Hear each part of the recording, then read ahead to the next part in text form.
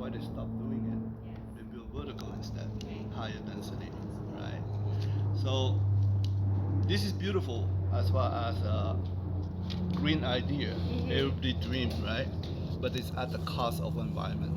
Sure. Because we end up destroying the city, become like Los Angeles, become huge, right? Yeah. Thank you so much. And thanks. I love to hear from all of you like what you thought of. So thank you. This table over here. You want to share? Amara, you go for it.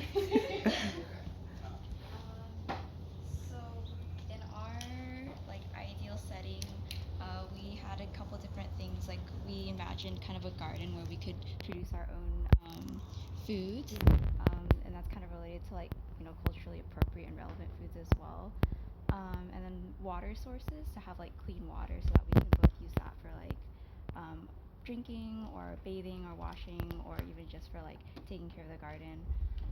We have a waterfall too, right? From the Yeah. mountain.